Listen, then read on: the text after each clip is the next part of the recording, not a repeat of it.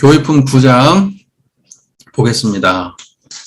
한 사람이 여쭙기를 귀교에서는 부처님을 본사로 모시나이까? 대종사 말씀하시기를 석가모니불을 본사로 숭배하노라. 또 여쭙기를 석가모니불이 본사일진데 법당이 어찌 석가모니 불상을 모시지 아니하고 이런 상을 모셨나이까? 대종사 말씀하시기를 석가모니 불상이 우리에게 죄 주고 복 주는 증거는 사실적으로 해석하여 가르치기가 어려우나 이런 쌍은 곧 청정 법신부를 나타낸 바로서 천지부모 동포가 다 법신불의 화신이요 법률도 또한 법신불의 주신 바이라. 이 천지부모 동포 법률이 우리에게 죄 주고 복 주는 증거는 얼마든지 해석하여 가르칠 수가 있으므로 이런 쌍을 신앙의 대상으로 모신 것이니라. 또 여쭙기를 그러하면 석가모니불을 본사로 모신다는 것은 말뿐이요 특별히 숭배하는 행사는 없지 아니하나이까? 대종사 말씀하시기를 비록 법당에 불상을 모시지는 아니하였으나 일반 신자들에게 부처님을 지극히 존숭하도록 신심을 인도하는 동시에 참다운 숭배는 부처님의 말씀하신 근본 정신을 존중히 받들고 또한 육근을 작용할 때에 그대로 행을 닦아서 부처님의 법통과 사업을 영원히 계승 발전시킴에 있다는 뜻을 역설하는 바인즉 어찌 불상을 모시고 조석 예불하는 것만을 숭배라 하리요. 이렇게 말씀하십니다. 아까 제가 그래서 잠깐 읽어드렸는데 주사님 여기 이렇게 돼 있어요. 재래의 등상불은 사진과 같고 불문에 들어오는 한 방편이다. 이렇게 돼 있어요. 등상불은 사진이다. 불문에 들어오는 방편이다. 이렇게 돼 있어요. 주사님. 그래. 이건 대종사님 수필이에요. 대종사님 말씀 수필한 거. 대종사님은 철저하게 이런 입장에 계신 분이죠. 네, 철저하게 이런 입장에 계신 분이에요. 심체하고 형체에 대해서 또 이제 나올 텐데, 자, 보세요. 보죠. 본사라고 하는 게 무슨 말인지는 아시죠? 본사라고 하는 것은 이제 가장 근본되는 스승님이 뭐냐, 이게 본사잖아요. 우리 불가에서는 석가모니 부처님을 본사로 모시죠.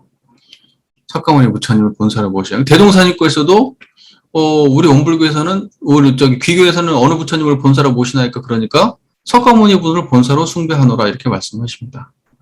우리 가장 근본되는 스승은 석가모니 부처님이다 이렇게 말씀하세요. 자, 여기에서 여러분들께 질문 드리고 싶은 거, 여러분들은 석가모니 부처님의 법문이 대종사님의 대종경과 정전과 다른 법문에서 석가모니 부처님의 직접 법문들이 등장하는 걸 본 적이 얼마나 있습니까? 다 대종사님 법문 등장하잖아요. 그러면 진짜 말뿐이네. 진짜 말뿐이네. 저는 항상 이런 생각을 해요. 그때 당시가 일제시대였고 불교가 아니면 살아남을 수 없었다는 사실을 간과하지 마시고 항상 모든 법문을 읽어라. 불교와의 관계를 볼 때. 그거 빼먹고 읽으면 대종사님의 본의가 빗나갈 수가 있다. 왜 대종사님은 사람들 앉혀놓고 당신 법문을 하셨대? 석가모니 부처님을 가르쳐야지.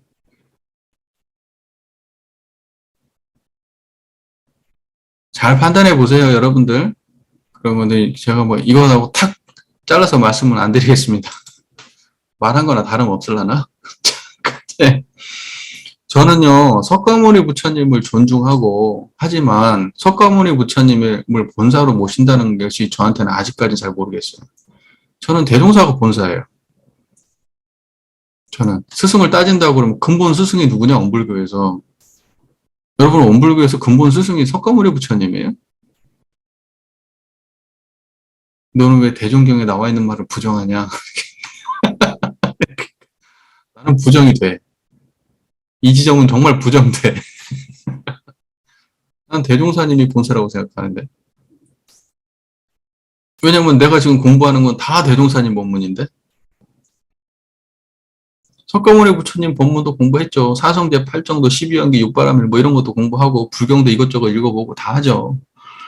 금강경도 읽어보고 조사들 조사 어록도 읽어보고. 그런다고 해서 내가 내 마음속에 스승님이 그러면 그런 분들일까? 물론 다 훌륭한 분들이지만 저는 원불교 교모로서 대종사님이 저한테는 본사예요. 여러분들도 한번 생각해 보세요. 그 대종사님을 본사로 모시는 게 석가모니 부처님을 부정하는 일은 아니라고 생각해. 하지만 우리 마음속에 대종사님이 가깝지 않으면 그럼 우리의 정체성은 뭘까요, 도대체?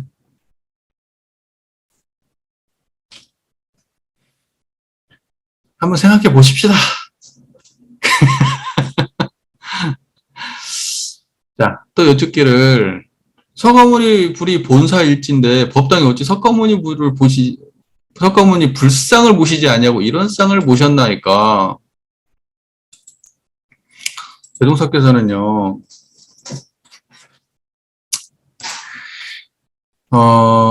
이렇게 대답을 하시죠. 석가모니 불상이 우리에게 죄 주고 복 주는 증거는 사실적으로 해석하여 가르치기가 어렵다. 이렇게 말씀하세요. 석가모니 부처님이 사실적으로 죄 주고 복 주는 증거를 가르치기가 어려워. 너무 어렵다. 자, 보세요. 정말 중요한 말이죠, 이게. 지금요, 여러분, 아직까지도 수많은 사람들이 절에 가가지고 지금 죄복을 구해요. 불상 앞에 가서 죄복을 구합니다. 근데 대종사님은 뭐라고 말씀하셔요? 저 불상이 죄 주고 복 주는 것을 사실적으로 해서 실질적으로 증거가 없다. 증거가 없다. 저 나무로 깎아진 저 불상이 우리한테 죄 주고 복 준다는 증거가 없다. 사실적으로 가르칠 수가 없다. 저 불상을 모시고는.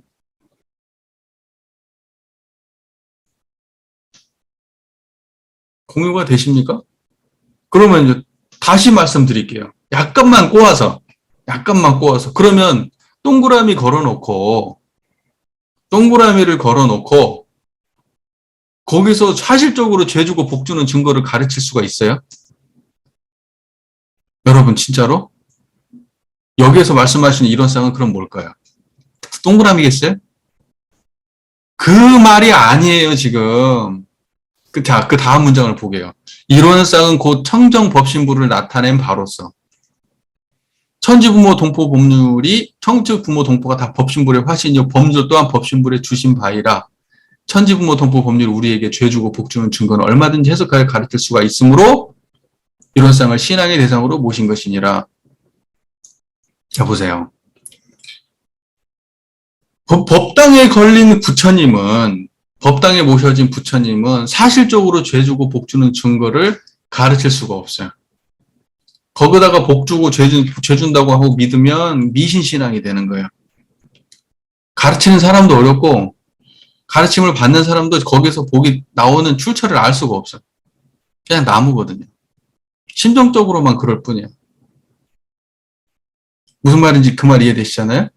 근데 이런 쌍은 곧 청정법신부를 나타낸 바로서 이런 쌍을 걸었는데 저것은 청정법신부를 나타낸 바예요. 그러니까 이런 쌍을 걸었는데 그것은 청정법신부를 나타낸 바야. 청정법신부 자체는 아니죠. 그 말 이해되세요? 청정법신부를 나타낸 바예요. 그러니까 청정법신부의 상징이야. 하지만 청정법신부 자체는 아니야. 이런 쌍을 청정법신불이라고 믿어버리면 불당의 부처님하고 똑같이 되는 거예요.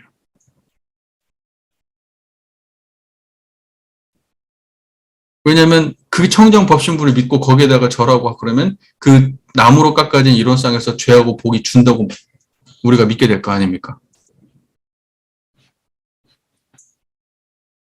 그 말 이해가 되세요? 나무로 깎아진 이런 쌍은 청정법신불을 나타낸 바예요. 청정법신불이 아니에요. 우리가 무엇에 대해서 설명한 거지. 근데 그걸 형상으로 모신 거지. 무슨 말인지 이해가 되세요? 그 말이? 여러분, 인격화한 그 불상을 모시게 되면 여러분은 당장 어떻게 생각이 들어요? 뭔가 동질감을 느껴지지 않아요? 같은 사람이니까. 사람의 형상을 하고 앉아 있으니까. 내가 저기다 빌면은 사람 얘기 알아듣듯이 부처님이 알아들을 것 같잖아요. 그러지 않나요? 여러분은 안 그래요?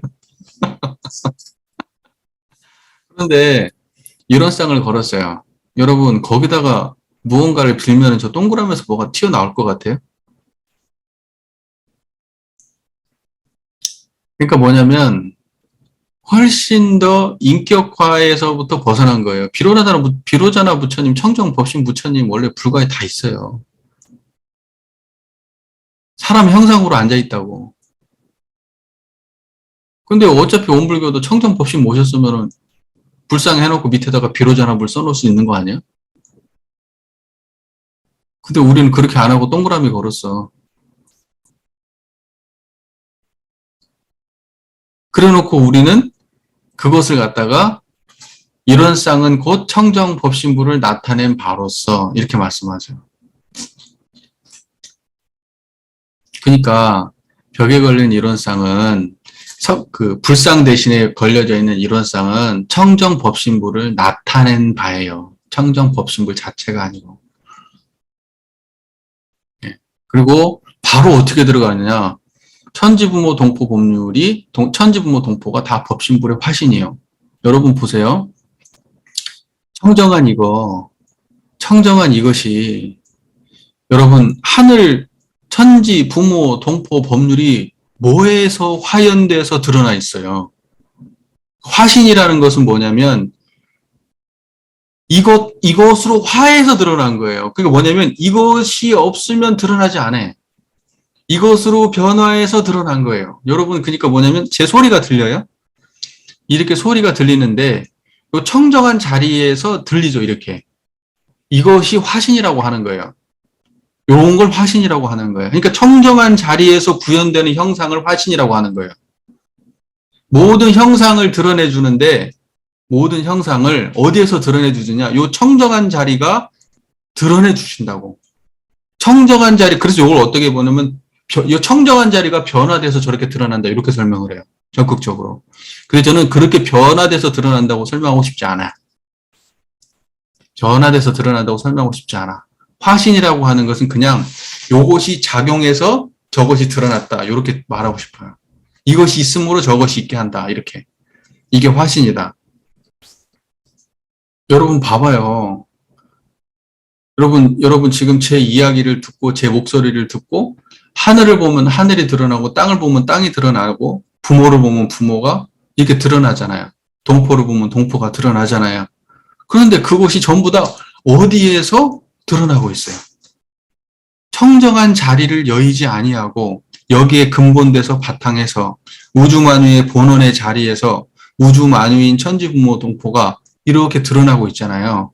이러한 형상을 총괄해서 요 감각을 요대로 청정법신불의 화신이다 이렇게 표현하는 거, 화연되었다.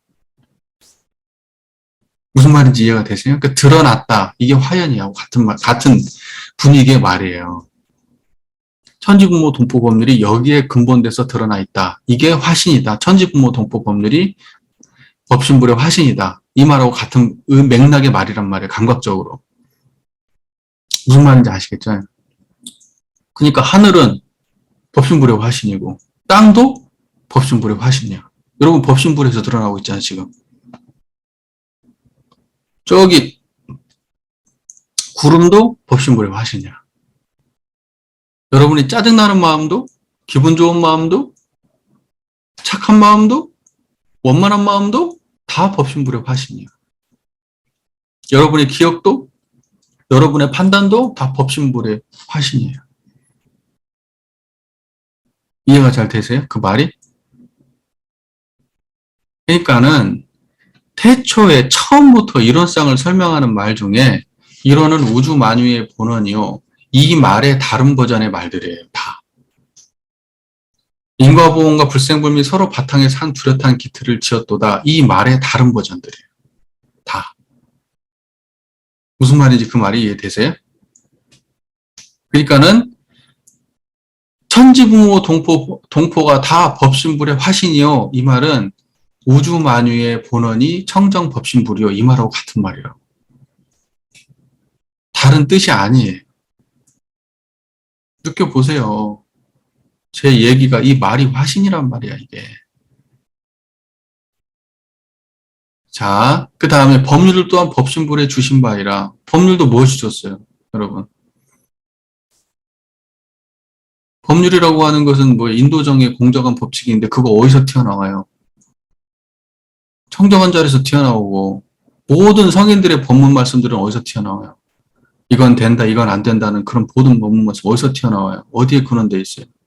다 법신불이 주신 거예요. 그래서 천지부모 동포법률이 다 법신불의 화신이요 이 말이나 법률도 또한 법신불에 주신 바이라 이 말이 다 같은 말이에요. 무슨 말인지 아시겠죠?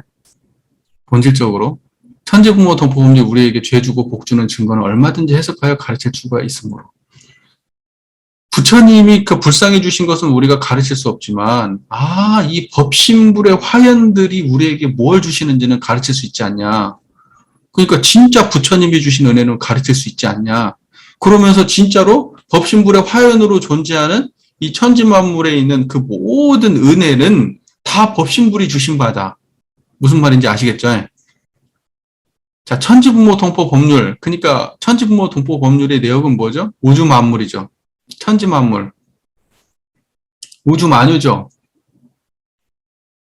사한즉 우주만유 아니야. 이론적 사한이고 사한즉 우주만유잖아. 천지만물 허공법계가 다 법신불에 주신 바라니까. 법신불의 은혜로 있는 거죠. 하늘이 법신불의 은혜로 있는 거라고. 사은은 법신불의 은혜야. 그래서 부처님의 은혜야. 다시 말하면. 그래서 부처님이 주신 바는 무엇이 부처님의 주신 바를 증거한다는 것은 저 천지가 있어 천지를 주셨고 땅을 주셨고 부모를 주셨고 동포를 주셨어. 모든 것을 누가 주시냐고 법신불이 주신다니까요. 자, 설명하면 알아듣죠. 나무떼기에 있는 형상이 준다고 하면 그거 어떻게 설명하냐고. 청정 법신불이 천지부모 동포 법률을 다 주셨구나라고 하는 것은 우리가 잘 설명하면 자상히 설명하고 알려주면 알 수가 있다 이 말이에요. 청정 법신불을 알고 나니까 저 나무도 이 청정한 자리가 주셨구나. 모든 성현들이 좋은 법문 말씀도 이 자리가 주셨구나. 부모님도 이 자리가 주셨구나. 이걸 알 수 있단 말이에요. 그러니까 청정 법신불이 다 주셨다고 모든 걸 다. 그러니까 부처님이 주신 거라고. 무슨 말인지 이해가 되세요? 그러니까 뭐냐면 이 세상은 부처님의 은혜로 돌아가. 그것을 청정 법신불의 입장을 이해하게 되면 그것은 사실적으로 우리가 가르칠 수가 있지만 그렇지 않으면 가르칠 수가 없잖아요. 나무떼기에서 뭐 나온다는 건. 그래서 동그라미 걸어놓고 사실은 뭘 말하고 계세요? 동그라미가 아니고 저 동그라미가 가리키는 실상을 제대로 알려줘야 법신불에 대한 은혜가 제대로 드러난다. 이런 의도에서 이론상 건 거예요. 이론상을. 사실은 엄밀하게 따지면 이론상도 안 걸어야지. 근데 대종사가 이론상을 왜 걸었어요? 사람이 근기가 천차만별이라서 어떤 사람은 저런 상이 없어도 바로 진리로 그 부처님을 바로 독대할 수 있지만 대부분의 사람들은 어떠한 저런 형상으로 걸어놓지 않으면 마음의 표준을 잡기가 어렵다. 그러니까 방편으로 걸은 거 아니에요. 이론상도. 그러니까 우리는 그 형상의 이론상을 통해서 실상의 이론상을 발견해야 된다고 말씀하시는 거잖아요. 형상의 이론상만 자꾸 얘기해버리면 그건 원불교가 원래 추구하고자 하는 본질이 아니지. 그러면 그건 과거에 부처님 모신 거하고 똑같은 거예요. 그냥 부처님을 예전에는 이렇게 사람 모양 깎다가 동그라미로 깎아서 걸은 거하고 똑같단 말입니다. 그러니까 우리가 추구하는 것은 저 동그라미가 아니고 저것이 가리키는 실상이에요. 그걸 가르치기 위해서 이론상 건 거예요. 그리고 석가모니 부처님이 죄 주고 복 주는 거를 여러분이 어떻게 알 수 있어요? 석가모니 부처님 언제 돌아가셨는데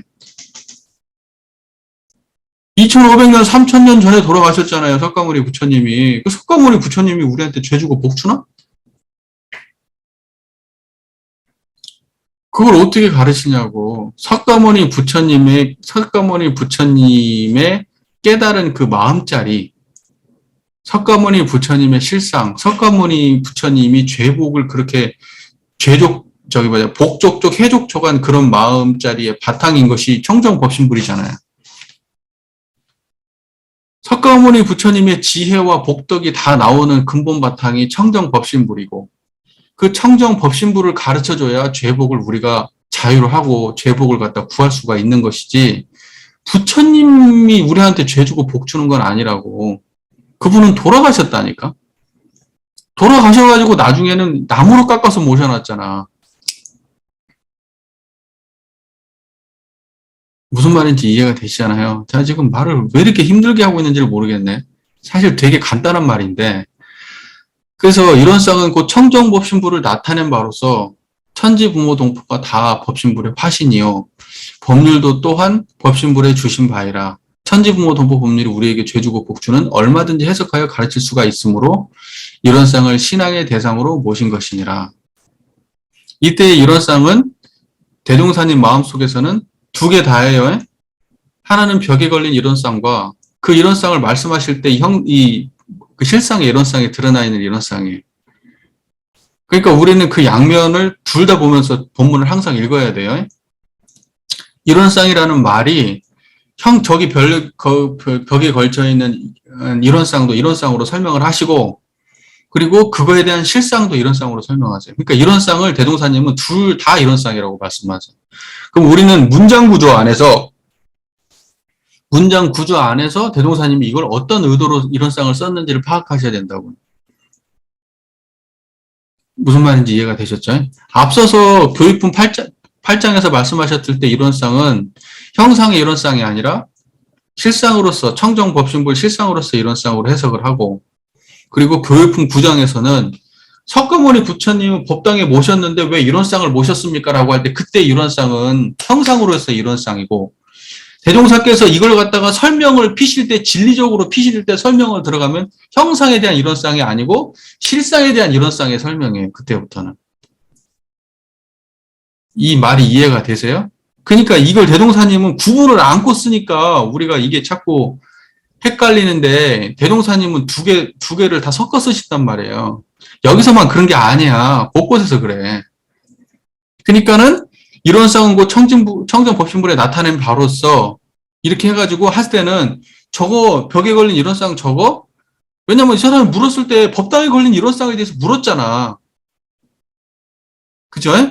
법당에 걸린 이런 쌍을 물었잖아. 왜 당신들은 동그라미 걸었어요? 물었잖아. 그러니까 저거 이런 쌍은 곧 청정법신불을 나타낸 거야.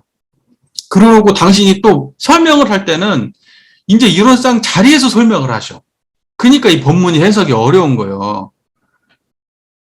당신이 이제 그 다음에는 이런 쌍이 경지에 들어가가지고 천지부모 동포 법률가 다 법신불의 화신이다 이렇게 얘기할 때는 저 동그라미를 말하는 게 아니야. 그때 설명은 또 똑같은 문장 안에서 완전히 다른 느낌으로 설명을 하신다니까. 내가 저 이런 쌍을 걸었는데 저 이런 쌍은 청정법신불, 천지부모 동포 법률의 화신, 청정부모 동포 법률의 다 법신불의 화신이야. 이렇게 딱 설명할 때는 벌써 당신이 그 경지에서 말씀을 하신다니까? 그러니까 뭐냐면 이 법문을 이해할 때는 그 경지로 이해를 해야 돼. 법문을. 이래서 헷갈리는 거예요. 이래서 어려운 거야. 그러니까 이걸 편하게 해보려고 이런 쌍하고 뭐 구분한다고 해가지고 개념적으로, 학문적으로 구분해버린 거야. 그걸 구분함으로써 더 문제가 발생한 거야. 왜냐면 원래 본문이 그렇게 안 돼 있으니까. 무슨 말인지 제 말 이해되세요? 그러니까 여러분은요, 이런 쌍이라는 말할 때 그 두 자리가 동시에 드러나야 돼. 항상. 그래서 문장 구조에서 형상을 말하는 건지, 저 벽에 걸린 이런 쌍을 말하는 건지, 아니면 실상 자리를 두고 하는 말씀인지, 구체적으로 설명할 때는 거의 대부분 실상에 대한 설명이에요. 저 걸려있는 이런 쌍, 이런 식으로 구체적으로 지칭해서 말할 때는 형상에 대한 설명이고, 근데 그걸 또 설명을 딱 들어가 버리는 순간에는 저 형상이 아니야. 실상의 입장에서 설명을 하셔요. 이걸 그냥 잘 파악하셔야 돼요. 그러니까 이론상의 법신불의 화신이라 할 때 청정 법신불이 이론상의 천지부모 동포 법률의 화신, 천지부모 동포 법률은 법신불의 화신이라고 말할 때는 이 청정한 이 자리가 천지부모 동포 법률의 화신이구나. 이렇게 설명하고 계시는 거예요, 지금. 그 감각으로. 여러분이 누구한테 설명한다고 생각해봐요. 이론상 저 청정 법신불 저 이론상 자리는 천지부모 동포 법률의 화신입니다. 이렇게 설명한다 할 때 여러분 마음속에서 구현이 되지 않고 지금 저기 법신불의 천지부모 동포 법률의 화신이라고 설명할 수 있어요? 저 나무 쪼가리를?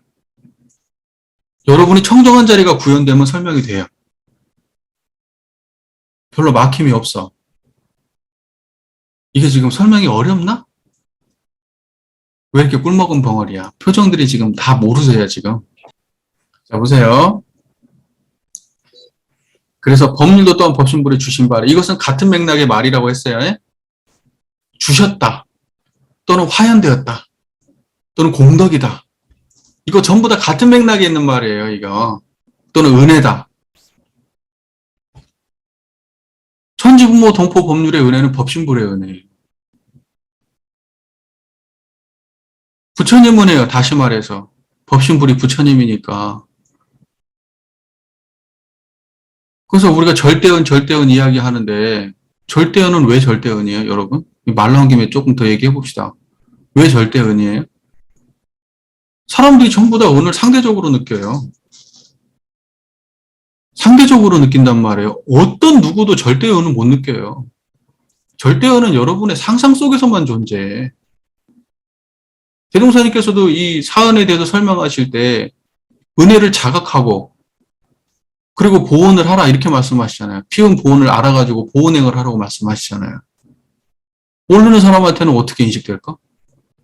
똑같은 상황인데 다르게 인식이 돼. 그러면 절대은이야? 상대은이지. 자각한 사람한테는 인식이 되고 자각하지 않은 사람한테 인식이 안 되잖아. 이게 절대은이에요?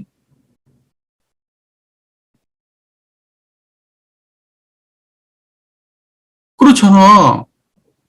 또 하늘에 은혜가 있다고 하지만 어디에선 홍수가 나, 어디에선 농사가 잘 되지만 어디에선 굶어 죽어. 동포은혜라고 하지만 어디선 사람들 계속 죽이고 있어. 지금 전쟁하고 있고. 이게 절대은이에요? 부모원이라고 하지만 어디는 두드러 패 자식을. 이게 절대은이야? 법률인이라고 하지만 전혀 공정하지 않아. 누구한테는 너무 가혹하고 누구한테는 너무 관대해. 이게 절대은이야? 그냥 무조건 감사야? 그런 말 아니요. 여러분 절대어는 그런 의미가 아니라고요. 우리가 지금 벌써 그 의대를 갖다가 여러분이 지금 어떤 논리 구조 속에서 어떤 자기의 어떤 가깝고 몸 속에서 자기의 이해 속에서 규정했지만 세상의 상대적인 건 세상의 절대적인 은혜라고 하는 건 존재하지 않아. 근데 왜 원불교에서 절대은 얘기를 해?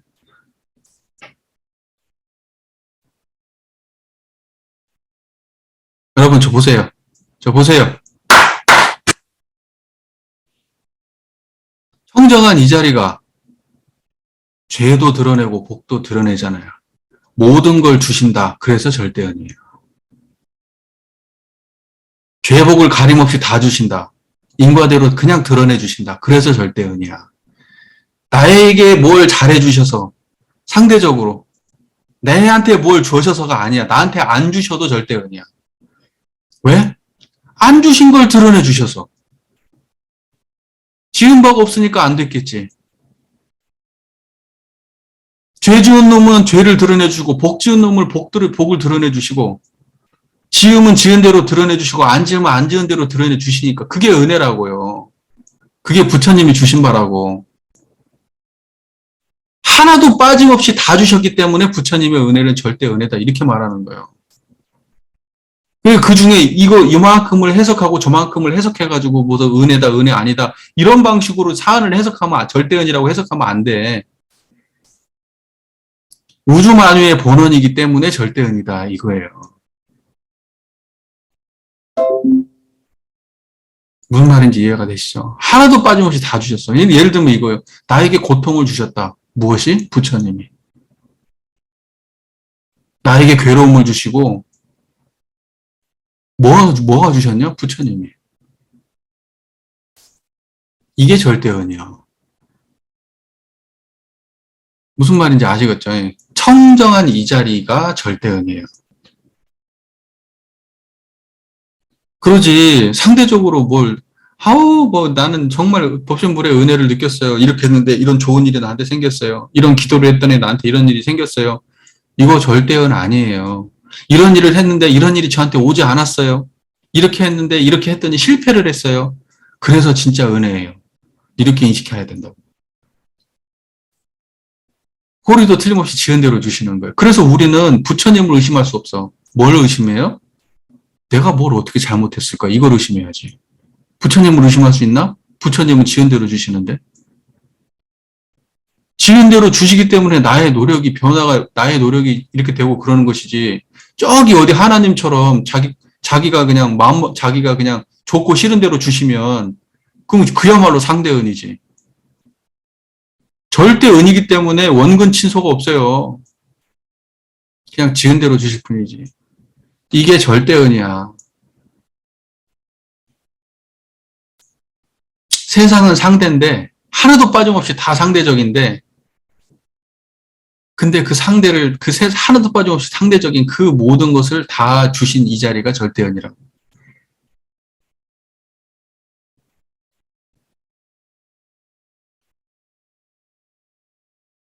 절대은 하면서 자기가 잘 풀린 얘기 하면서 절대은이라고 얘기하면 골치 아픈 거예요, 그게.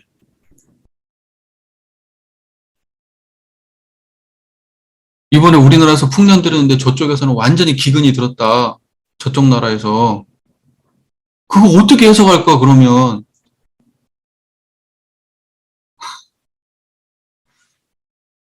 얼마나 코미디냐고, 절대은 얘기하면서 내 인생 잘 풀린 거 얘기하면.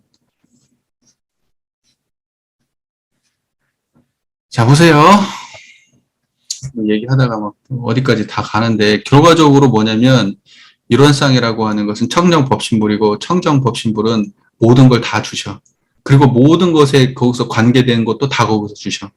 그러니까는 뭐냐면, 이 청정법신불의 자리를 드러내고 청정법신불의 화연을 말했을 때 죄주고 복주는 증거가 명확하게 드러나는 것이고, 그렇게 하지 아니하고 형상을 걸어놓고 저기서 죄주고 복주면 미신이 되는 거예요.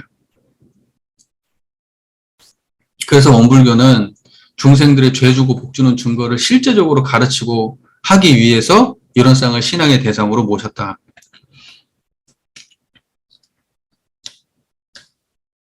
대략 이해되시죠? 대략. 느낌적인 느낌으로.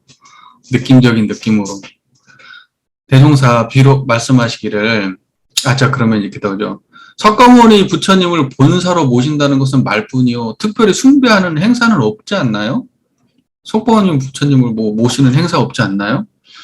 비록 법당에 불상을 모시지는 아니하였으나 신자들에게 부처님을 지극히 존숭하도록 신심을 인도하는 동시에 참다운 숭배는 부처님의 말씀하신 근본 정신을 존중히 받들고, 부처님의 말씀하신 근본 정신은 뭘까요? 근본 정신. 성불제중, 상고보리 하화중생의 사상, 이런 것이 부처님의 근본 정신이에요. 우리가 사상적으로 말할 때 모든 일체 중생을 제도하려고 하는 그러한 그 자비심, 대자비심, 성불제중, 이게 부처님의 근본 정신이에요. 그걸 존중히 받들고, 부처님.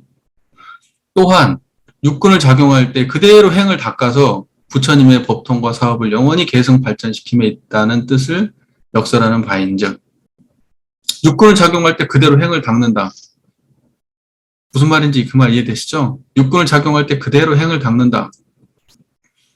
이 부처님의 근본 정신을 모시고, 성불제중의 근본 정신을 모시고, 우리가 그 부처님의 그 근본 사상에 바탕해가지고 우리가 육군을 닦을 때 그대로 성불하고 그대로 제중하려고 노력한다. 이런 말이잖아요. 그죠? 성불제중 안에는 깨달음은 당연히 전제된 말입니다. 제가 성불재종이라고 왜 우리가 교의품에서 이야기하는 것처럼 제가 설명을 한 거예요. 이론상장에서, 총서편에서 설명하는 방식으로 제가 설명한 거예요. 그러니까 대종사님의 근본 정신은 뭐냐? 그러면 대종사님의 근본 정신은 파란고 일체정생을 광대무량한 낙원으로 인도하는 게 대종사님의 근본 정신이죠. 조금 더 들어가면 그럼 어떻게? 법신불 이론상을 신앙에 대해서 선거 수행의 표본으로 모시고 산사역 상업발전을 신앙과 수행의 강령으로 모시고 이 세상을 파란고 일체생명을 광대무량한 낙원으로 인도하는 거잖아요. 그러니까 여기서 부처님의 근본 정신은 존중이 받들고 할 때는 성불재중, 상구불의 하화중생이라고 하는 그러한 부처님의 서원, 대큰 서원. 서원이 있어서 깨달음도 있는 거예요. 깨달음이 먼저가 아니에요. 항상 서원이 먼저죠. 여러분, 그 법장비구가 아미타 부처님이 될 때, 법장비구는 일반 사람이었잖아요. 근데 그 사람이 부처가 될 때 뭐였어요? 자기의 이름만 불러도, 죽을 때 자기 이름만 불러도 그 사람을 성불하게 해주십시오. 이러한 그 서원을 품잖아요. 무슨 말인지 이해가 되세요? 그러니까는 뭐냐면, 성불의 제도하려고 하는 욕망이 성불로 이끈다. 이런 거예요. 제도하려고 하는 욕망이. 대승에서는 최소한 그래요. 최소한. 소승에서는 자기 혼자 공부하고 말지 몰라도.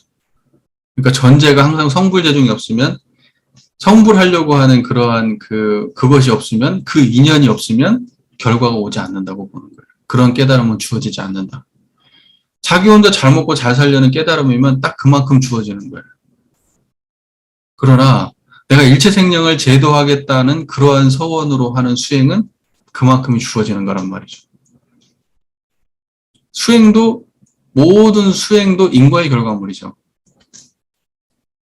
수행은 인과의 결과물이에요. 철저하게. 그러니까 부처님의 말씀하신 근본 정신, 그것을 갖다가 존중히 받들죠. 그리고 우리도 대종사님도 그 맥락에 같이 서 계시는 분이죠.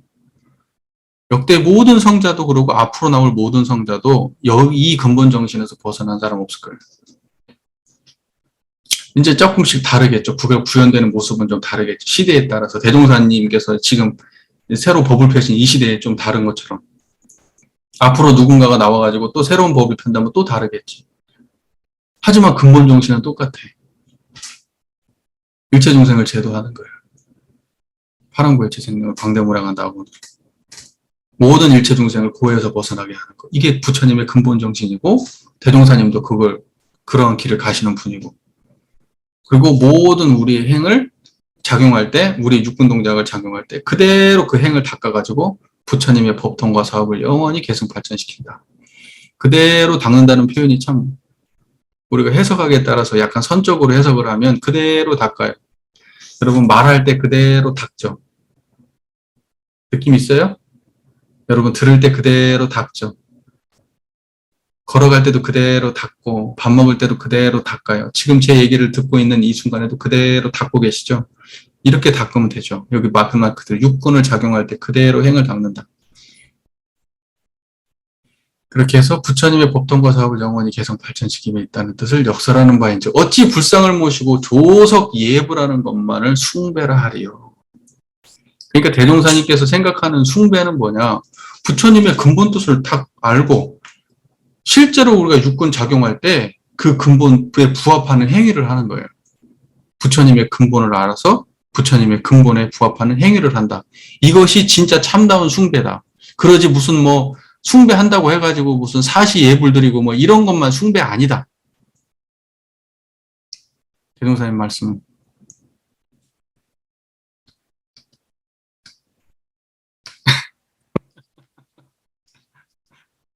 대종사님은 정말 그러므로 실용적이시죠.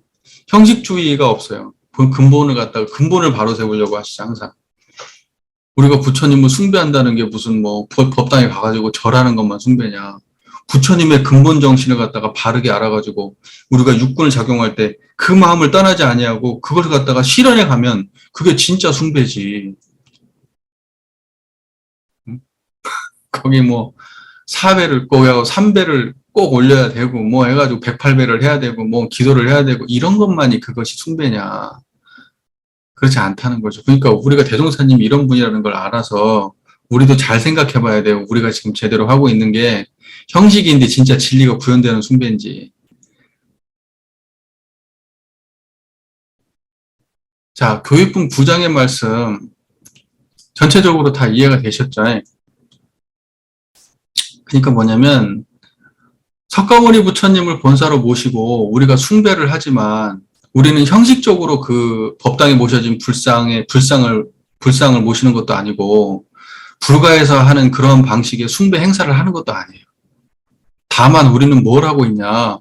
그 석가모니 부처님의 깨달은 그 진리 실상, 진짜 죄복의 근원을 우리는 제대로 알아서 그걸 갖다가 사람들한테 가르치고 그리고 부처님이 그 지향하시는 그 이상을 우리는 그대로 받아들여서 우리가 실제로 육군 동작할 때 쓰고 있는 실제로 우리는 부처님의 그 이상을 구현하는 그런 본사로 모신, 진짜로 본사로 모신 그런 그 본질을 행하는 그러한 그런 종교다.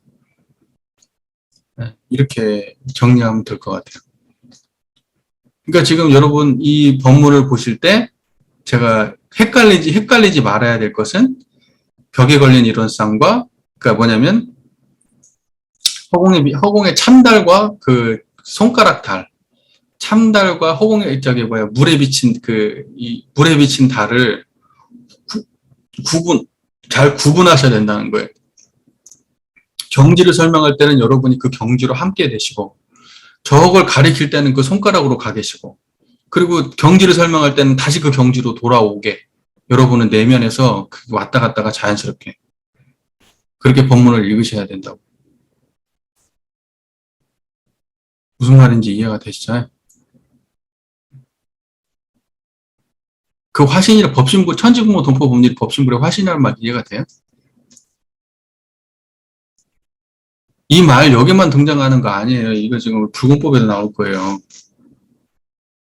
응화신이란 말이 나와요. 응화신. 그 화신이란 말이나 응화신이랑 같은 말인데 천지부모 동포법률이 여기에서 응해서 드러나 있단 말이에요. 여기를 떠나서 있는 존재가 아니에요. 청정 법신불이 이렇게 응해가지고 다 드러나지 이 법신불 없으면 없어요. 세상의 존재가. 어떤 것도. 여러분은 고통마저도 이 자리가 주신단 말이에요.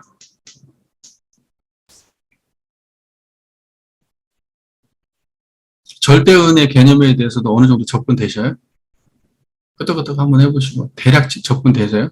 형상으로 드러난 우주만유의 본원의 입장에서 보면 절대은이 되는 거고 우주만유 현상만 가지고 따지면 그것은 절대은이 없어요. 우주만유의 인과적 현상 안에서는 절대은이 존재하지 않아요. 인과관계 속에서는. 근데 절대은을 인과관계에서 찾으려고 하니까 교리가 자꾸 옹색해지는 거예요. 사람들한테 설명하다가 막히는 거예요. 무슨 말인지 아시겠죠? 인과의 세계에서는 상대은만 존재하지 절대은이 없어요. 그러나 그 인과를 드러내는 바탕의 자리, 불생불멸의 자리는 그 자리는 상대성이 떨어진 절대의 자리고 그 절대의 자리는 상대를 드러내는 절대은이란 말이에요. 그래서 절대은을 말할 때는 항상 불생불멸의 입장을 대변하는 말이지 인과보응을 설명하는 말이 아니에요. 그러니까 인과보응의 자리에서는 상대은을 말해야지 절대은을 말하면 안 돼요. 그리고 절대은을 말할 때는 반드시 불생불멸 자리를 말해야 되는 거예요. 무슨 말인지 잘 이해가 되시죠? 그러니까 사언을 여러분 읽어보세요. 거기 피은, 보은, 배은 결과가 다 다르잖아요. 여기 보은의 결과가 배은의 결과가 다르게 말씀이 되시죠. 그러면 어떻게 이게 상대적인 얘기잖아요. 절대적인 얘기가 아니고 인과적 결과는 다르게 나온다. 그러니 그 인과적 결과를 바르게 알아서 피은, 보은, 배은을 바르게 알아서 배은은 하지 말고 보은행을 해라. 그래야 이 세상에 광대무량한 낙원이 된다. 이렇게 설명하시면 그게 거기서 어떻게 절대가 있어요? 거기는 절대가 없어. 근데 그 안에서 해석을 가지고 그 안에서 절대를 찾으려고 한다고 우리가. 그러면서 모두가 은혜입니다. 은혜입니다. 은혜입니다. 계속 그런단 말이에요.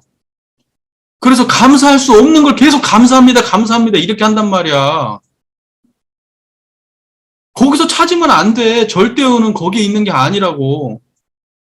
그 상대적인 그 은혜를 감사로 하려면 절대의 자리에서 하는 거예요. 그러지 상대의 논리 구조 속에 절대가 없어. 절대의 자리에 들어오면은요, 눈물 흘리고 고통스러운데 그냥 감사가 된다고. 그건 절대의 자리인 불생불멸의 입장에서만 가능한 거예요. 우리가 완벽하게 청정해졌을 때만.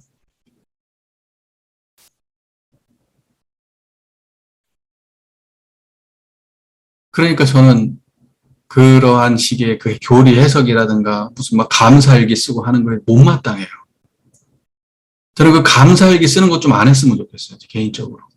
왜 자꾸 아니, 화날 일은 화날 일이고, 짜증날 일은 짜증날 일이고, 미워할 일은 미워할 일이고, 잘못된 일은 잘못된 일이지. 그걸 왜 해석을 꼬아가지고, 실제하고 다른 해석을 만들어내. 상식적이지 않은 해석을, 공감되지 않는 해석을. 자기가 초월자야? 초월을 해가지고 받아들이는 수준이면 이해돼. 그러나 실제로는 내 마음이 문드러지잖아. 그렇게 해석해내라고 해야, 그렇게 해석을 해야 칭찬받으니까 어떻게든지 해석을 그렇게 자꾸 끼워 맞추지만 내가 수용이 안 되는 일을 왜 그렇게 하냐고.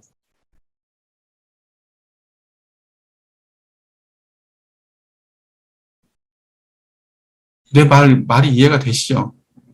그러니까는 감사 찾는 거 나쁜 거 아니지. 물론. 그 자체가 나쁜 건 아니야. 세상에 부정과 긍정이 존재하는데 자꾸 부정적인 시각으로 세상을 바라볼 게 아니라 이왕이면 전부 다 긍정적인 걸로 바라보고 또 안 좋은 것만 볼 게 아니라 좋은 것도 많이 찾고 그렇게 해야지 그 안 좋은 것을 훨씬 더 벗어날 수가 있는 거지, 우리 인생이라는 게. 그러니까 나쁘다고 얘기하는 건 아니야. 하지만 진짜 거기에 절대은이 있다라고 생각하면서 하지 말았으면 좋겠다고. 거기에 이 인간 세상엔 절대은이 없어. 절대은이 없다고. 절대선, 절대악 이런 거 없어. 우리가 이제 깨달음을 그 어떤 시대에 따라서 이제 다르게 이제 그 깨달은 성자분들은 자기 깨달은 경지를 시대에 구현할 때 그 시대의 그 가치를 담지해요. 그러니까는 뭐냐면 청정한 이 불생불멸의 자리가 그것이 불생불멸이기 때문에 그건 언어 명상이 끊어진 자리라서 이름을 붙일 수 없지만 근데 우리가 그 자리를 설명할 때 사람들한테 그 자리는 공정한 자리야. 그 자리는 평등한 자리야. 그러면서 세상을 바라볼 때 세상은 평등해. 원래 세상은 차별 없이 평등하단 말이지. 그러면서 세상을 갖다 평등하게 구현하려고 하는 노력을 해. 가치 부여를 하기 때문에 현실에 구현이 되는 거지. 가치 부여를 하지 않으면 현실 구현이 안 돼. 그래서 대승은 반드시 청정한 이 자리에 가치를 부여해야 돼. 이 자리가 청정하니까 열반이고 해탈이니까 모든 걸로부터 초월하고 그냥 끝나버리면 그러면 그 깨달음은 현실 구현이 안 되는 깨달음으로 남고 대종사께서 이 자리를 은으로 이것을 갖다가 사은 네 가지 은혜로 규정하시면 절대 은이라고 우리가 표현을 해서 굳이 이 자리를 표현한다면 청정한 이 자리는 은혜로운 자리구나 이렇게 우리가 인식이 됐을 때 그 자리가 구체적으로 모든 사람들에게 가치 구현으로 나오게 되기 때문에 그 자체는 나쁜 게 아니에요. 다만 우리가 실제의 절대은을 다른 곳에 찾고 있기 때문에 그 가치가 지향하는 그 실상을 우리가 바로 들어와서 그것을 보자는 것이 중요한 거지. 지금 뭐냐면 은 자체를 그 자리를 은으로 보지 말자고 하면은 그러면 또 안 된단 말이지. 그것은 아주 훌륭한 가치가 되기 때문에 그러니까 뭐냐면 우리는 이론상에 대한 정확한 자각 속에서 그러한 용어들이 쓰여져야 되는데 그렇지 못한 것에 대한 비판인 거지 그 자체를 비판하는 건 아니야. 내 말의 의도는. 왜냐면 대종사님처럼 그 자리에 대해서 다양하게 구사하는 분이 어디가 있는데 그 자리를 얼마나 다양하게 구사하고 사람들한테 적용하느냐가 그분이 가진 대자 대비의 교화력이거든. 이건 굉장히 중요한 덕목이요. 청정한 자리가 청정한 자리로만 남아있다? 그러면 그것은 무용지물이요. 무용지물. 그러나 그 자리에다가 이 자리를 가치를 부여해가지고 세상에 구현한다? 이제 이런 게 위대한 거예요. 예를 들면 대종사님이 평등에 대한 입장을 평등에 대한 그런 정신이 어디서 왔냐? 청정한 이 자리에서 온 거야. 이 자리는 평등한 자리란 말이야. 무등등하거든. 거기에는 어떠한 차별도 없어. 그렇기 때문에, 이 자리에 기반해서 세상을 보는데 세상을 보다 보니까, 이 기준으로 세상을 보다 보니까 세상이 너무 불평등해. 왜냐면 예전에 모든 사람들은 분별성과 주착심이 가져가지고 남자는 이래야 돼, 여자는 이래야 돼, 뭐는 이래야 돼 그러면서 수도 없이 차별심을 가지고 세상을 불평등하게 규정을 해왔는데 그런 걸 모두 초월한 입장에서 보니까 우리가 이런 불평등 속에서 이런 세상을 이렇게 힘들게 만들어 왔구나. 그러면서 전반 세계에 대한 그런 법문, 사회에 대한 법문이 나오는 거야, 이제. 평등에 대한 이야기가. 사은도 마찬가지고. 천지부모 동포법률의 관계를 갖다가 이렇게 바라봤는데 청정한 자리에서 바라보니까 불생불멸의 입장에 서가지고 세상을 바라보니까 세상은 이런 문제가 있구나 하고 그것이 있는 그대로 드러나거든. 그러니까 절대은은 그 세상에 있는 문제를 그대로 드러내주시는 그 은혜가 이 자리예요. 그래서 이 자리가 절대은이야. 어떤 사람은 이 자리가 이렇게 드러난 이 드러난 거 가지고 뻑적뻑적하면서 여기서 그냥 뭐 은혜네 아니네 하지만 대종사님이 이렇게 그걸 달관한 정말로 그 자리의 입장에서 바라볼 때는 이 쑥 드러난 것이 이 세상을 바르게 바라볼 수 있는 지혜로 다시 환원되기 때문에 이 모든 현상 드러나 있는 불합리하고 뭐 차별적이고 안 좋고 괴롭고 뭐하고 하는 것들 대종사님 볼 때는 다 지혜로 발현될 소재들이야. 그래서 대종사님이 바라볼 때는 이 세상이 절대적인 은혜야. 청정한 자리에서 바라보면 세상에 버릴 게 하나도 없어. 심지어는 악인들조차도 세상을 이렇게 제도하는, 물론 자기에게 악업을 지으면서 자기에게 해달 일을 하면서 세상 일을 하는 사람이지만, 결과적으로 그 사람도 세상 일을 하는 사람이라고 그렇게까지 해석을 해낸단 말이죠. 대종사님 입장에서는. 무슨 말인지 이해가 되시잖아요. 그러니까 뭐냐면, 중요한 것은 절대은을 말할 때 대종사님의 견해에서는 절대은의 자리에서 드러난 모든 것들은 다 은혜야. 그런데 상대적인 세계 속에서만 우리가 교리 해석을 하고 거기서만 놀면서 거기 안에서만 절대은을 찾으려고 하니까 내가 지금 그 지점을 비판하는 거란 말이에요. 그러니까 결과적으로 우리가 일원상이 회복되면 절대은도 회복된다. 나는 그렇게 보는 거지. 우리가 일원상의 자각이 없기 때문에 상대적인 세계 속에서 절대은을 억지로 상상해내고 있는 거에 불과하다. 진짜 절대은의 자리를 확보해야 된다. 이렇게 보는 거죠. 왜냐면 절대의 자리는 불생불멸한 자리를 절대의 자리라고 그래. 우리가 개념적으로, 사상적으로 따져도 인과에서는 절대가 없어. 유무를 초월한 자리에서만 절대가 있는 거 아니야? 언어 명상이 돈공해야 되잖아. 선악업보에 차별이 없어야 되잖아. 이러한 자리에서만 절대를 논할 수 있는 거지. 상대의 세계 속에서 어떻게 절대를 논해. 그러니까 불생불멸의 자각이 없으면 절대를 논하면 안 된다고. 그리고 상대의 세계 속에서 절대를 찾기 위해서 현상에서 정말 제대로 판단해야 될 문제까지 그걸 갖다가 막 비비 꼬아가지고 무작정 아름답게 해석하는 식의 방식은 지혜롭지 못하게 만든다고, 사람을. 현실 파악을 있는 그대로 못하게 만들고, 우리가 그런 식으로 생각하기 때문에 내 말이 이해가 되고 있는 거지, 지금. 그래서 대종사님께서는 누구보다 성품을 떡 주무르듯이 하시기 때문에 청정한 이 자리를 갖다가 해석을 하실 때 어마어마하게 다양한 가치로 이미 내셨지. 엄청나게 쏟아내시지. 원불교 안에서. 그러니까 이걸 은으로 해석 못할 이유가 하나도 없어. 원불교 안에서. 원불교 안에서는 이 청정한 법심, 이 일원상의 자리에 대해서 수많은 가치 판단이 있는데, 이 수많은 가치 중에 하나야. 수많은 가치 중에 하나라고. 그러니까 원불교 대종사님의 법문 말씀 속에 나와 있는 그 어마어마한 가치들은 어마어마한데, 그 중에 지금 뭐 몇 가지만 붙들고 우리가 난리치고 있는 거야, 사실. 수준이 떨어지다 보니까. 수준이 떨어지다 보니까 몇 가지 가지고 난리치고 있는 거야. 우리가 좀 안목이 더 널려야 돼. 열려야 돼. 예, 그 예전에 저 예전이 아니고, 길사님도 그런 얘기를 하시더라고요. 이 지금 대종경에 나와 있는 이게, 어떤 사람이 이제 묻는데, 어떤 걸 모십니까? 이렇게 이제 존중해서 하면 대종사님은 숭배하노라, 이렇게 해가지고, 이제 약간, 낮은 말로 이렇게 하는데, 이게 이제, 오류가 있다. 처음 온 사람을 대종사님이 저렇게 대하고 그러지 않았다. 이거 지금 잘못 오류가 있는 말이라는 거예요. 사실은 뭐냐면, 저 사람도 이렇게 해가지고 물고 대종사님도, 예를 들면 석가모니 분사를, 우리는 석가모니 부를 본사로 숭배합니다. 이렇게 얘기를 했겠지. 그걸 왔는데 처음부터 하대를 하면서 말을 하고 이렇게 안 했단 말이에요. 이것은 약간 그 시대의 어떤 약간 권위를, 경전에 대한 어떤 권위 부여를 위해서 지금 이렇게 좀 한 감이 있다고 생각하는데, 이제 이런 부분들이 있다면 실제에 맞게 이렇게 해야 된다고 보는 거지. 그러니까 아주 자기보다 되게 이제 어리고 아주 까마득한 그 제자가 만약에 했을 때는 하대를 하면서 말했겠지. 이제 그쪽에서는 존칭을 하고 이쪽에서는 이제 제자 가르치듯이 했을 거고, 그렇지 않고 손님이 왔다거나 무슨 뭐 이렇게 했는데 그것을 그런 식으로 하진 않았을 거란 말이야. 나이가 많은 또 사람이 와서 했다거나 이럴 때는. 그러니까 그런 것들도 조금 판단해가지고 조금 경전을 할 필요가 있지 않나, 이제 이런 의견을 또 말씀하시길래, 진짜로 나도 예전에도 약간 좀 찝찝함이 있었거든.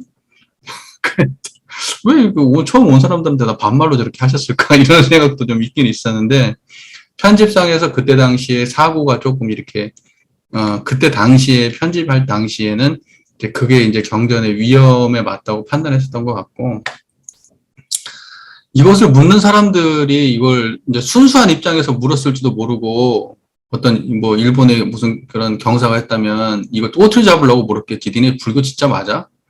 근데 이름만 불교 아니야? 나중에는 원불교에 이제 막 불교 관련된 행사가 막 우르르 쏟아져 나오잖아요. 일제 말에. 그때 막 심각해질 때 막 엄청나게 이제 원불 쏟아. 근데 그 전까지만 해도 불교에 관련된 행사가 없었대요. 원불교 전혀. 이름만 그렇게 걸었지. 네, 근데 이제 그게 그 이후부터 이제 정착이 된 거예요, 이게. 자연스럽게. 그러니까는 이걸 잘 생각해 봐야 돼요. 제가 말하는 게 다 맞는다고 얘기할 수 없어요. 제가 말하는 것은 그냥 저의 하나의 의견일 뿐이고, 저도 이렇게 뭐 여기저기서 이야기를 듣고, 저도 경험하고 저의 뭐 느낌도 있고, 같은 뭐 그런 거 종합해서 보자면, 원불교는 그야말로 처음에 정전을 새로 이렇게 지금의 원래 정전이었다가 불교 정전이었다가 다시 정전으로 지금 왔는데, 그 원래 이름으로 회복할 때에 그때 당시에 선지님들의 그 생각 속에 과연 대종사가 진짜 조사였나? 그러니까 원불교가 진짜 그냥 불교의 종파였나? 그랬으면 왜 정전을 새로 폈겠어요? 한 지역이나 또는 한 종파에 국한될 해석들을 갖다가 바로 잡기 위해서 정전을 새로 핀다고 교사에 적혀 있어요. 생각해 볼 일이죠. 대종사는 지금 처음부터 이 회상을 만들 때 불교에 국한된 회상을 만들 마음으로 만들었던 게 아니에요. 그때 당시 시대 상황이 불교가 아니면 생존이 안 됐기 때문에 불교를 수용하신 거죠. 물론 존중감도 다 있었을 거야. 석가모니 부처님에 대한 존중감은 물론 다 기본적으로 다 있었겠지만 불교의 종파로 원불교를 탄생시킨 건 아니었을 거라고. 그렇기 때문에 우리 경전을 보면 실제적으로 그렇잖아요. 불교 얘기가 얼마나 나와? 우리 경전 안에? 거의 없어요. 여러분 뭐 사성제, 팔정도, 12연계, 육반하면 이런 거 공부했어요? 학교 다닐 때? 그런 거 경전에 나와요? 안 나와요. 불교에 그런 거 모르면 뭐 기본 상식이 없는 건데, 우리가 진짜로 석가모니 부처님을 본사로 숭배한다고 그러면 왜 그런 걸 공부 안 하는데? 무슨 니까야 이런 거 공부해야 될 거 아니에요. 다 참고경전으로 들어가 있잖아요. 불조의 경은. 생각해보세요. 그 부분은. 깊이 있게 생각해보세요.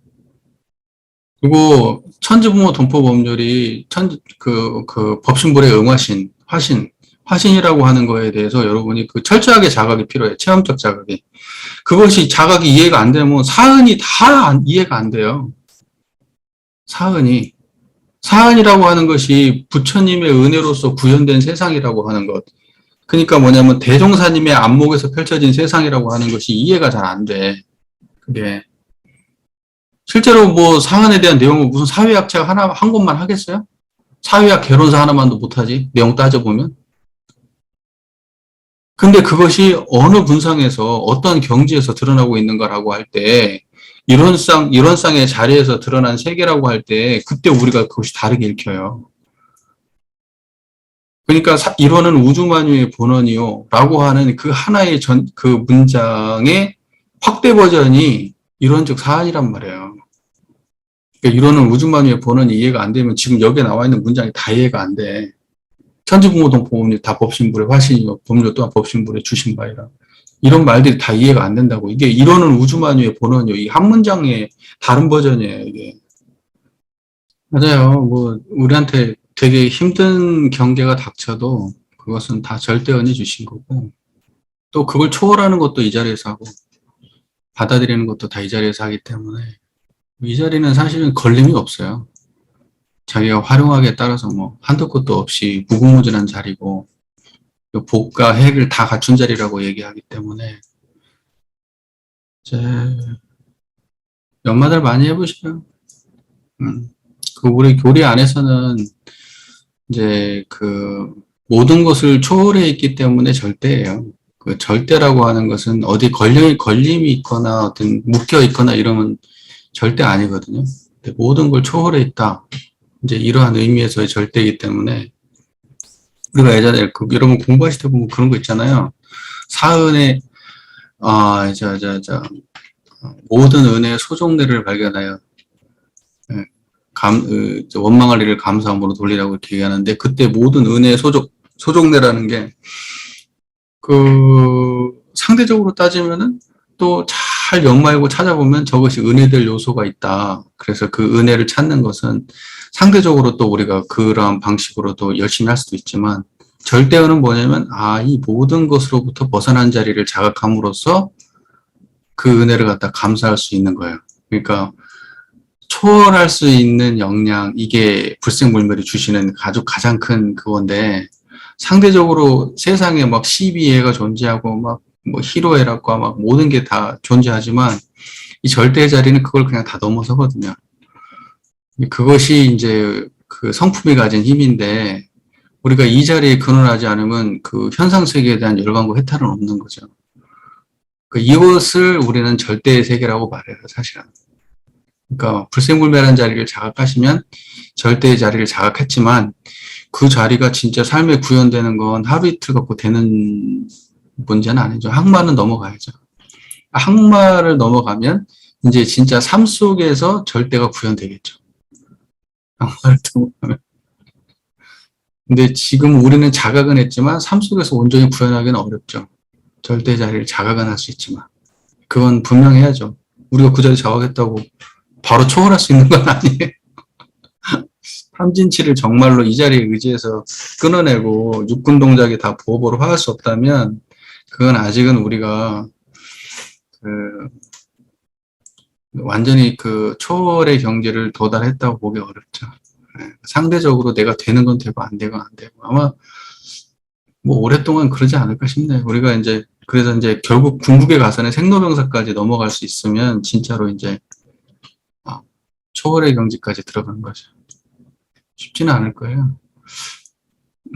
저도 될란가 모르겠어요. 법률도 법신불의 주신바이라 이렇게 얘기했을 때, 이제 법률이 법신불에 줬다는 게 무슨 뜻인지 이해가 잘 되지 않는다. 우리가 이제 이론상을 상대로 한 자력과 타력을 이야기할 때 법신불 이론상의 자리를 이거 부처님의 자리로 보면은 타력이 되고, 이것을 우리의 자성의 입장에서 보면은 자력이 되고 그러는 건데, 우리의 생각이 어디서 나오지?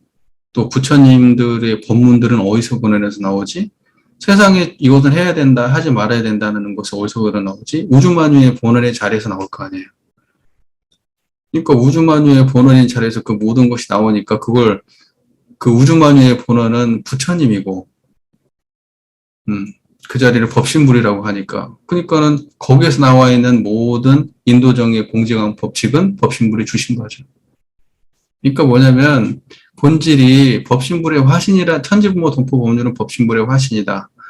이 말하고 본질적으로 다른 말이 아닌데, 천지부모 동포법률은 있는 그대로 드러나 있고, 법신불은 성자들의 노력에 의해서 나오지. 법률이라고 하는 것은. 그러니까 약간 굳이 구분해서 설명하셨는지 모르겠지만, 본질적으로는 다 우주만유의 본원에서 우주만유의 현상이 구현되고 있는 모습의 다른 표현인 거죠. 불교나 불법이나 본질적으로 우리가 생각할 때는 제도로서 지금 존재하고 있는 특정한 종단으로서의 불교, 불법을 이야기하지만 우리가 실제적으로 이 깨달음을 청정법신불 자리라고 이야기하는 그 자리를 우리가 자각하고 나면 그 자리는 무급이고 태급이고 그 다음에 천명지위성이고 그런 거 아니야. 그러니까 막상 알고 나니까 본질은 그런데 그것이 언어적으로 문화적으로 다르게 구현된 것이 뿐이기 때문에 불성의 자각은 그 보편진리의 자각이고 보편진리의 자각은 불교의 것이 아니야. 인류의 것이지 원래. 다만 그것을 구현하는 언어체계가 불가적 언어체계가 존재하고 유가적 언어체계, 기독교적 언어체계가 존재할 뿐이지 원래 있었던 인류가 가지고 있었던 그 우리 일체 중생의 본성의 자리는 눈꽃만큼도 다르지 않기 때문에 그 자리를 깨닫고 그 자리를 가르치고 하는 모든 것은 불법이야. 본질적으로 얘기하면. 그렇기 때문에 원불교에서 추구하는 것은 그런 불교로 얘기하면 불법인 그러한 보편진리의 구현에 있는 거지 특정한 불교 종파나 이런 데 국한된 말이 아닌데 그동안의 불교나 불법은 그런 특정한 어떤 종파적 개념으로서 우리가 강하게 이해를 하고 있기 때문에 그렇게 개념이 흘러가는 것일 뿐이지 원불교에서는 그런 방식으로 받아들이면 곤란하죠. 왜냐하면 원불교에서는 기존에 가지고 있던 불교의 제도나 어떤 불교적 방편이나 이런 걸 하나도 수정을 안 했거든. 그리고 원불교는 오로지 불교나 불법이 가진 그 핵심만을 추구하는 거기 때문에 진짜로 그 과거에 가진 그 불교하고는 맥락을 같이 할 수가 없지.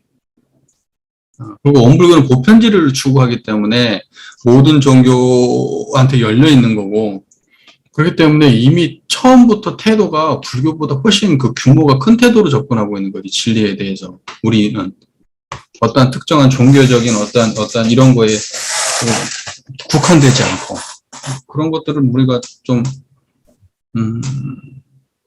좀 자존감 있게 우리 방식의 해석으로 불교나 불법이라는 용어를 해석할 필요가 있다. 나는 그렇게 보는 입장이죠. 예를 들면 그 법통이라고 하는 것은 그 성불의 경지가 유지되는 것이 법통이지. 그러니까 우리가 보통 그 불가에서도 견성인가를 하고 그다음에 몇 조 조사가 이제 1조, 2조, 3조, 4조, 5조, 6조 이렇게 내려오고 난 누구 법맥이다 이렇게 얘기하는 그 모든 과정들이 다 그 경지 깨달음의 경지를 유전시키는 거고 이걸 보고 법통이라고 얘기하는 거고 대종사님도 근데 그것은 그분 거기에만 존재하는 건 아니지. 그 깨달은 자 누구나 다 그리고 대종사님은 그런 것을 존중하지 않으셨고 대종사님은 공전으로 하셨기 때문에 이론상을 자각하고 사은사유 상업팔조를 실천하는 자는 누구나 다 대종사의 법통을 계승한 사람이지 출가다 재가다 누구 특정한 사람한테 법을 전했다 이런 개념은 원불교에는 일단은 없고 법통이고 사업이라고 하는 것은 재중사업이지. 그것 말고는 없지. 모든 역대 성자들의 사업이라고 하는 것은 성불재종의 사업이지 다른 사업은 없는 거예요. 지금 뭐냐면 원불교에서 기관을 만들고 뭐하고 하는 것은 그것은 성불재종의 사업의 하나의 그 부수적인 거지. 그걸 갖다가 밑받침하고 그걸 갖다가 도와주는 거지. 본질적으로 그거하고는 본질은 그게 아니에요. 그러니까 우리 원불교에서 공부와 사업 얘기할 때 공부는 성불이고 사업은 재중 그런 거예요. 법통을 계승한다는 것은 성불에 관련된 것이고 사업이라고 하는 것은 재중 관련된 거지.